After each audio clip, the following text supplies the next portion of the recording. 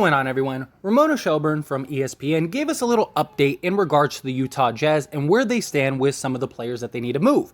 That Utah does, plan on moving these guys, and that they believe that they have several deals in place, and that whenever that time comes, that the Jazz feel like, okay, it's time to make the deal now, they will make those deals, that they're not in a rush, that they're waiting their time. Although, training camp starts in the next 2.5 weeks, something along those lines. So I do imagine if a deal does get done, it's in the next, week to 10 days, but they believe, according to Ramona, that they can get a first-round pick for several of these players. I mean, she mentions Mike Conley, she mentions Jordan Clarkson, Bogdanovich, that these guys can field and that they supposedly have offers on the table. At least Ramona says her feeling was, after talking to these people, that they believe a deal is on the table. Now, here's the thing, and this is just, I think this is nonsense, because look, first off, Bogdanovich for a first, yeah, I could see that happening. I really think that there are teams out there that would give up a first for Bogdanovich. He gives you shooting, he gives you floor spacing, he would be a great veteran for many teams, but who is giving up a first-round pick for Mike Conley? She said that there are deals in place that the Utah Jazz can do if they want to do. Which team in the league is going to give up a first-round pick for an aging Mike Conley who put up goose eggs in the playoffs? And don't get me wrong, Mike Conley, I think, is a solid player. And if he were to go to a team, I've even talked about him highly. I prefer him over Jordan Clarkson for the Lakers because of what he provides. But Mike Conley is not the grit and grind Grizzlies Mike Conley.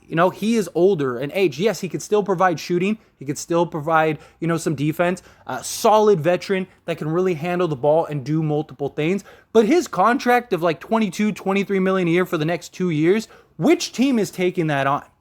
Which team is giving up a first for Mike Conley? Usually those type of contracts, you have to trade a first in order to move those types of contracts. Which veteran team is going to take on that salary without unloading a big salary? Like, would a team like Miami trade Duncan Robinson for a Mike Conley? Probably. Yeah, because why not? Mike Conley, only half of his contract the following season is guaranteed. So, but why would they give up a first-round pick unless they just want to move off of Duncan Robinson? Like, the thing that is not being relayed by Ramona in the conversation was that, the Jazz have to take on players too, and also they have to move off of players. So they can't do like a one-for-one swap. Like, I think Miami would do Duncan Robinson for Bogdanovich and Jordan Clarkson and probably give up a first because you're clearing off of the contract. You're getting a guy in Bogdanovich who basically does the same thing as Duncan Robinson. Get a nice piece in Jordan Clarkson. I don't even know if Jordan Clarkson would get a first for most teams. He is incredibly inefficient. Like, the guy shot 42% from the field the last 2 years, and he only shoots like 31% from three, especially in a NBA driven 3-point type of league. I don't think Jordan Clarkson fits. I mean, look at guys like, Montrezl Harrell and, Dennis Schroeder, guys like that. I mean, they were 6th man of the year. They were great, but teams realized that they're very ineffective. They're very inefficient. Like, why would we go and get those guys?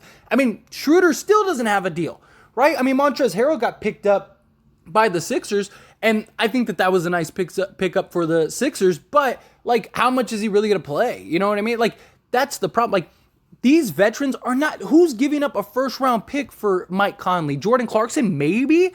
I mean, maybe a team would be willing to give up a first, like a late first, say, a team, just throwing out a team out there, but say like Milwaukee. Milwaukee's going to be really good, that their picks for the next several years aren't going to be worth of value. So would Milwaukee give up a first for a guy like Bogdanovich or Jordan Clarkson? Sure, I could see something like that happening. Bogdanovich, you're hearing all the reports that, teams want him, and teams like the Suns and stuff like that would trade for him. I don't doubt that. But what are they giving up? They're giving a first and like Jay Crowder? So then now if you're the Jazz, you have to move off of Crowder.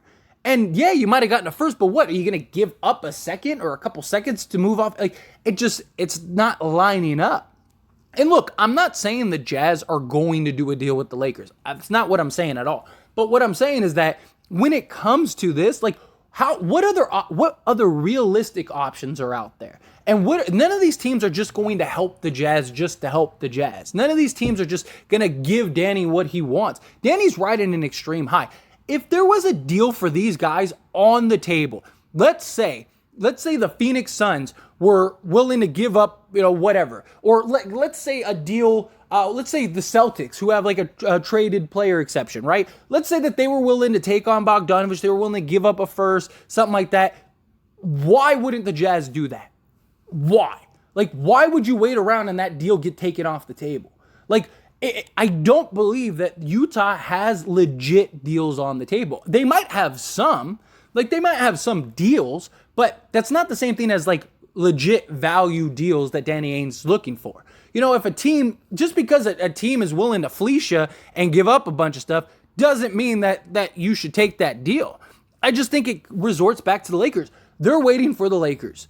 If there was a legit deal on the table, there is no way Danny Ainge, if he could get another first-round pick and move off of these guys that he has to move off of, you're telling me that he's just going to wait and see what else develops? Okay, maybe a couple days, but why? If you put out an asking price and a team is willing to compromise to that asking price and a team is willing to give you the value you are looking for, why would you wait around? The Lakers aren't going to give up both firsts for these guys. So maybe you value one of the Lakers first more than those other firsts. Okay, fine. But even then, if you don't need Bogdanovich to do the deal. The Lakers could do Conley, Beasley, and Clarkson or something like that. You know what I mean? If you have a deal on the table, there's no guarantee that the Lakers are going to trade with you and that the Lakers are going to give you what you want. So why? Why run the risk of, let's say, stick with the Celtics. Let's say the Celtics are willing to do that deal. Why would you wait for the Celtics to maybe change their mind or find another deal elsewhere or something like that? It's either you're being greedy or you don't really have a legit deal on the table. So it's got to be one of those two. I don't doubt for a second that there are teams that wouldn't take some of these guys. There are teams that would probably take Conley if the Jazz were willing to give up a first. But who's giving up a first-round pick for Mike Conley? I love Mike Conley. I think he still has some in the tank. I think he could be a real contributor on the right team. But what team is giving up a first-round pick solely for Mike Conley? The Lakers giving up a first makes sense because you're getting Conley, Bogdanovich, and probably Beasley or something like that, or maybe even these three. Mike Conley, I think, would be hugely beneficial for the team like the Lakers. I think Mike Conley would be beneficial to many teams. I think even a team like the Sixers, to have Mike Conley come off your bench, to spell guys like Maxey and James Harden and stuff like that. You get a veteran leader in the locker room that can play some defense, shoot 40% from three, stuff like that. I think Conley would be great on the Wizards, right? The Wizards could use a legit point guard. I think, Washington, if they could go get a guy like Mike Conley, I think that would be huge for them. Again, doesn't make a ton of mistakes, knockdown shooter, plays some solid defense still, that veteran presence, does just enough. I don't think he's the starting caliber point guard for a championship team anymore. I mean, unless you have a guy like Luka or LeBron where it's yeah, he's on paper the point guard, but LeBron's handling the ball. Conley's playing more off the ball, but can run the offense when need be. But who's giving, the Wizards, the Sixers, all these teams aren't giving up a first-round pick for Mike Conley. As soon as she said that, I was okay, this sounds to me like the Jazz putting out reports to get the Lakers to cave. That's what this sounds like. This sounds like a leverage play from the Utah Jazz to me. And maybe it's my bias, maybe it's me being a Laker fan. I don't know. But you tell me a team that is willing to give up a first-round pick for Mike Conley. What team is going to do that and just take Mike Conley's salary just to take Mike Conley's salary? That's the thing that a lot of people are missing.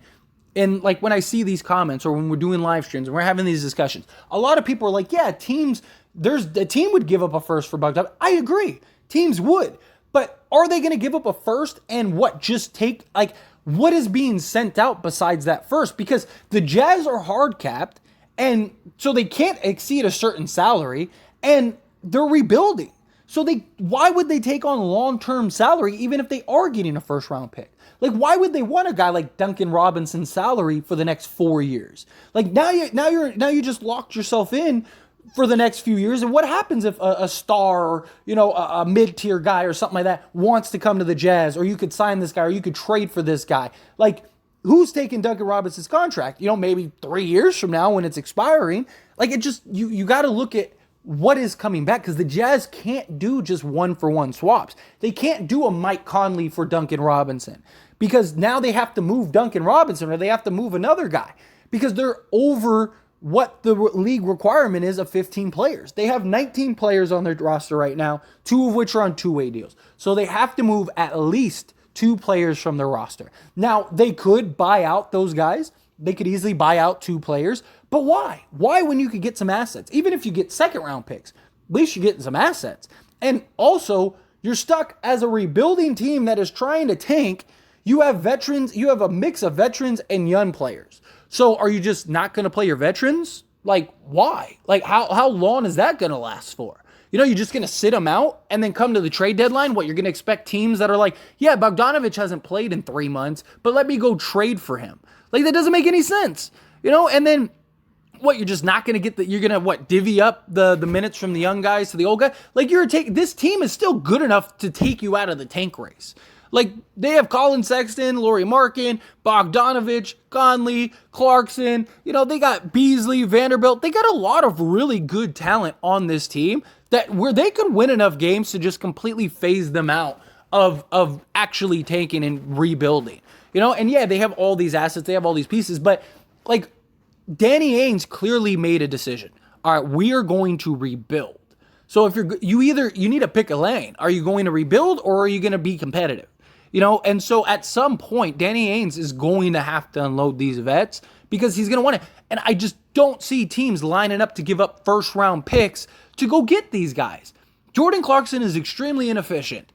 He is. He's 42% from the field, and he's 31% from 3, 32% from 3. So he's not at league average in any capacity. He has bad habits because Utah was willing to just let him chuck up shots. If you ever watch Clarkson play with Utah, he takes some of the worst shots I've ever seen in my life. You think teams don't know that? You think teams aren't looking out for that? Like I said, look at guys like Dennis Schroeder.